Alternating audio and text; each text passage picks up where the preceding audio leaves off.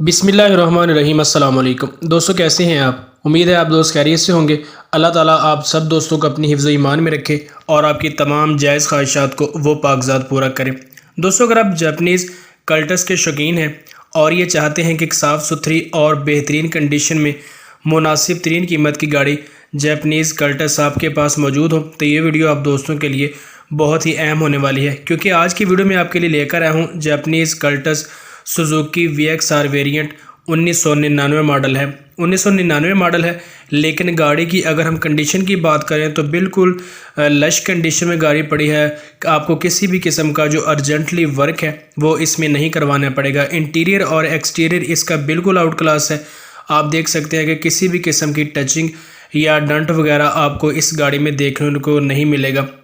अगर हम इसकी दीगर डिटेल की बात करें, Suzuki Japanese VXR variant 1999 model ये गाड़ी है, फुल ऑटोमेटिक गाड़ी है। और अगर हम इसकी इंजन की बात करें तो इसमें 1500 सीसी इंजन जो है वो इंस्टॉल है। नीट एंड क्लीन गाड़ी है, किसी भी किस्म का आपको डंट और स्क्रैचेस वगैरह देखने को नहीं मिलेंगे। नॉन एक्सीडेंटल गाड़ी है, आपने सिर्फ इसको बाय करना है और बगैर कोई काम करवाए इसको जो है ड्राइविंग के मज़े लेने हैं। डॉक्यूमेंटेशन के हवाले से बात करें तो डॉक्यूमेंट्स इसके बिल्कुल मुकम्मल है।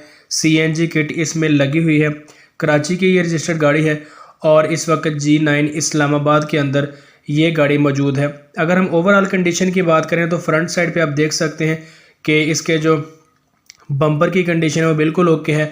हेडलाइट इसकी लगी हुई हैं और इंजन में भी आपको कोई भी काम नहीं करवाना पड़ेगा, बिल्कुल ओके और वर्किंग कंडीशन में इसका जो इंजन है वो आपको देखने को मिलता है।